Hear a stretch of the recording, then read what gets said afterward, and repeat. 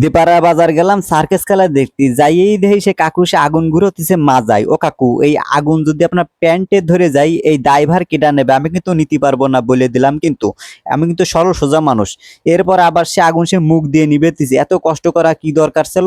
যে গায়ে ধরে যাইতে জরিমানা কিটা দেবে? আমি কিন্তু দিতে পারবো না 1 টাকাও, আমি তো কয়ে দিলাম। এবার এই যে গাল দিয়ে যে আগুন বেরোতেছেন আপনি, এটা কি কোনো জাদু নাকি? আমার একটু শিখাতে পারেন কাকু? ওরে এই আগুন আবার খাতে যায় না কিন্তু, এই আগুন খাতে গেলে কিন্তু জিভে পুড়ে যায়, তাহলে কিন্তু ঝামেলা আছে। এই যে গালের ভিতরে যে আগুনটা নিলেন আপনি, এটা কিন্তু অস্বাভাবিক একটা, এটা এটা কিভাবে সম্ভব? ও কাকু, এই যে গাল পুড়ে যাবে কিন্তু। ওরে, গালে একটু জিভে লাগিল রে, ওরে বাবারে লাগি গেছে জিভ্বাই। যাক, এই খেলাটা বাদ দিয়ে দেন, আপনি আর দেখেন না। এখন উনি বক্তব্য দিচ্ছে যে আমার দেখছেন কবরস্থানে বিভিন্ন জায়গার আগুন আমি জ্বালাই, কিন্তু এখন আমি আগুনটা জ্বালাবো নিচেই, যেটা দেখতে পারবেন প্যান্টের ভিতরে।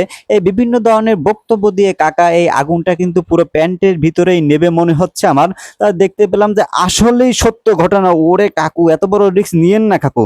কিন্তু কিছু সময় পরে দেখা গেল ওরে জ্বলে গেছে রে, জ্বলে গেছে। ওরে কাকু রে, আর বাঁচা গেল না। না, শর্মা না নেই, আজকেরা চলে যায়।